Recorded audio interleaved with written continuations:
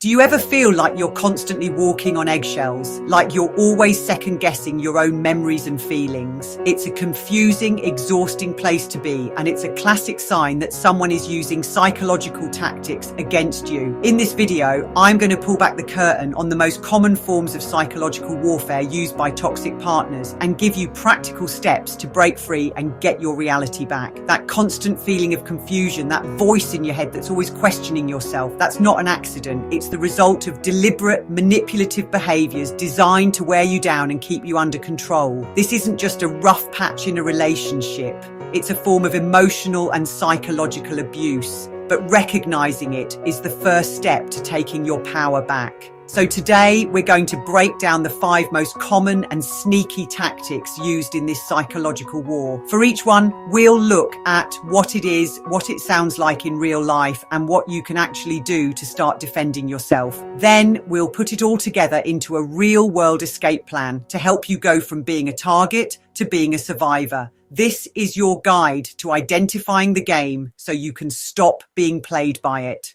First up is the one that can make you feel like you're losing your mind. Gaslighting. Gaslighting is when someone deliberately twists reality to make you doubt your own memories, your perceptions, and even your sanity. It's a dark tool they use to crush your confidence, which makes you easier to control. The whole point of gaslighting is to make you question your own ability to think for yourself. You'll hear things like, "That never happened," "You're making things up," or "You have such a bad memory."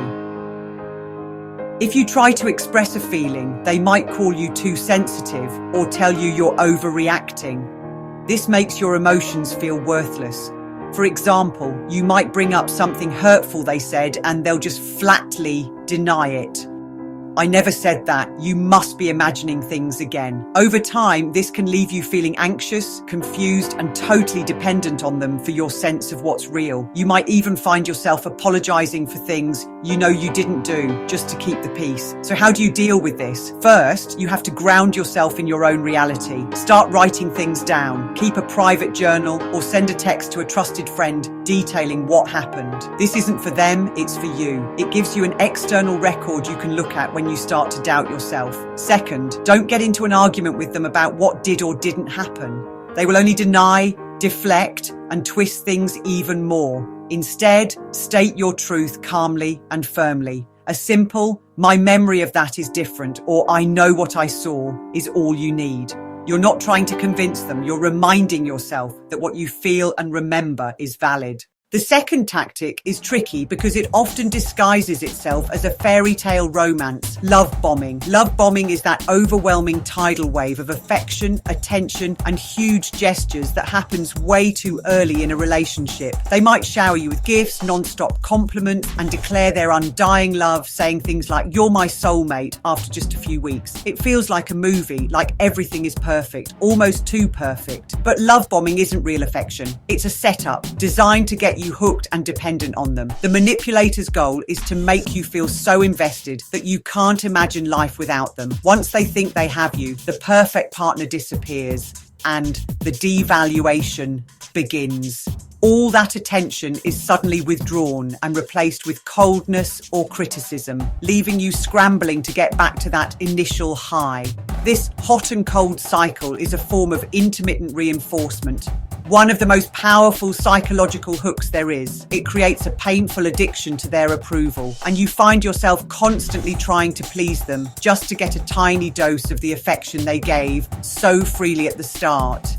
The best defense against love bombing is to enforce a healthy pace. Real connections build over time. They aren't a sprint to the finish line.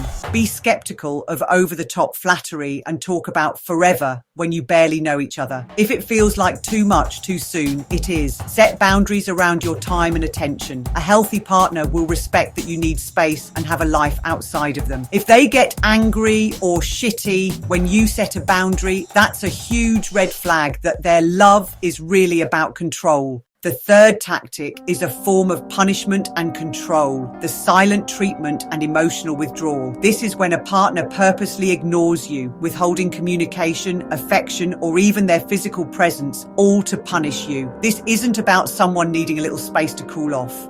It's a calculated silence designed to make you feel invisible, worthless, and desperate. They might ignore your texts, refuse to speak to you when you're in the same room, or just act like you don't exist. It's a cruel tactic that preys on our basic human need for connection.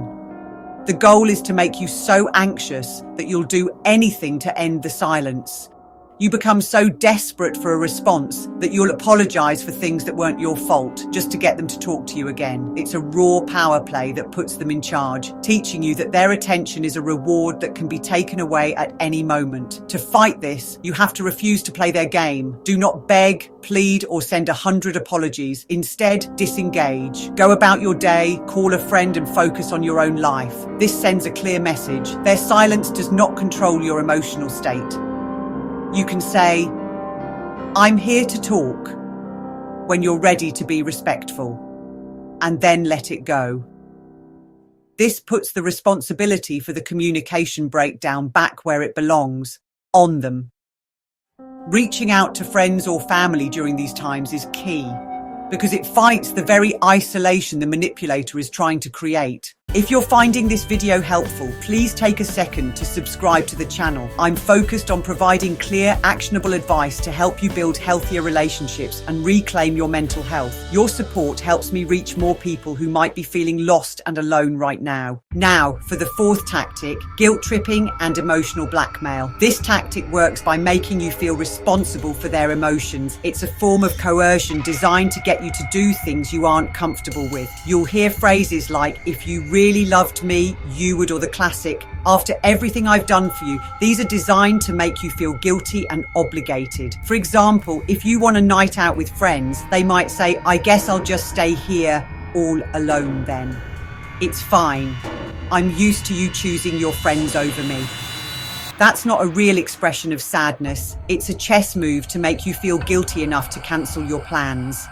Emotional blackmail takes it a step further by adding a threat like, "If you ever leave me, I don't know what I'd do to myself." This puts you in an impossible spot, making you feel responsible for their well-being at the expense of your own. The way to disarm this is to set and hold firm boundaries. You are not responsible for another adult's happiness. You can respond with empathy, but without giving in. For example, "I'm sorry you feel lonely, but my friendships are important to me, and I'm still going to see them tonight." You acknowledge their feeling without taking the blame for it. In healthy relationships, partners encourage each other's independence. They don't use guilt to trap each other. Finally, the fifth tactic is triangulation. Triangulation is when a toxic partner brings a third person into your dynamic to stir up jealousy, insecurity, and competition. This person could be an ex, a co-worker, or even a friend. The manipulator will constantly compare you to this person, praise them in a way that makes you feel less than,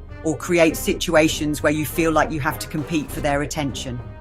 For instance, they might always talk about how amazing and chill their ex was, especially when you're arguing, or they might start an inappropriately close friendship with someone, sharing private details with them and making you feel like an outsider in your own relationship. The goal is to destabilize you, wreck your confidence, and make you more desperate for their approval. It keeps you off balance and focused on the supposed rival instead of on the manipulator's toxic behavior. The key to escaping triangulation is to refuse to compete. Don't get into fights about the other person. Don't try to win back their affection by one-upping your rival. Instead, call out the behavior for what it is, manipulation. You can say directly, "It's not okay to constantly compare me to your ex. Let's focus on our relationship." If they keep doing it, it's a clear sign they aren't interested in a healthy two-person partnership. Okay, so you can spot the tactics, but how do you actually leave a relationship that's become a psychological battlefield? You need a plan. First, trust your gut and validate your own reality. Manipulation thrives on self-doubt. If you constantly feel anxious, unhappy, or on edge, trust that feeling.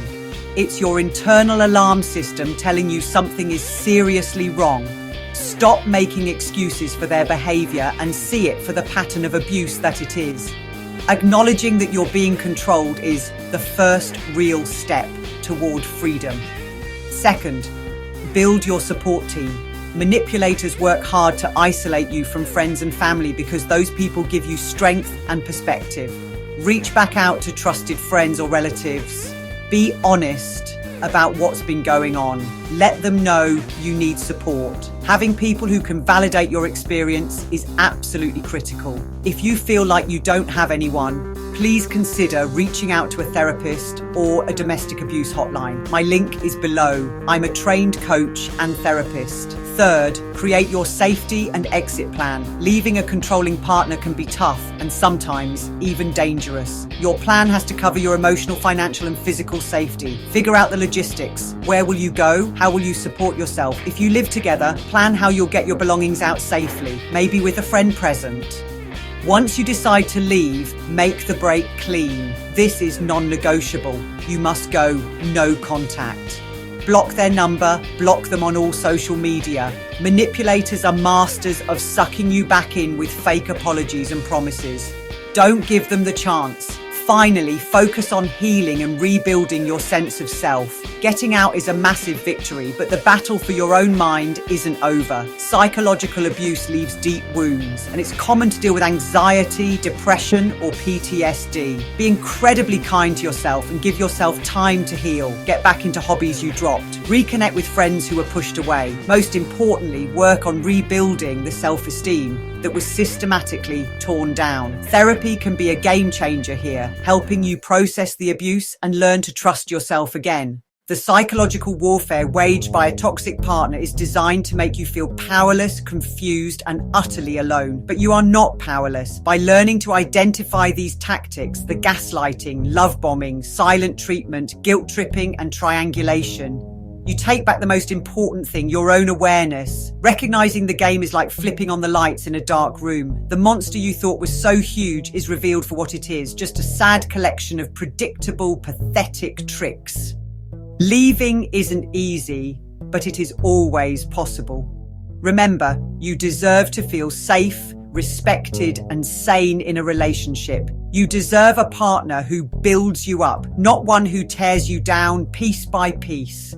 Your feelings are valid, your reality is real, and you are not alone. If you have experienced any of these tactics, I truly encourage you to share your story in the comments below. Your experience can be a powerful lifeline for someone else who is feeling lost and confused right now. By sharing our stories, we help each other feel less alone. And if this video resonated with you, please subscribe and turn on notifications for more content on building healthy relationships and reclaiming your well-being. Thank you so much for watching. Stay strong.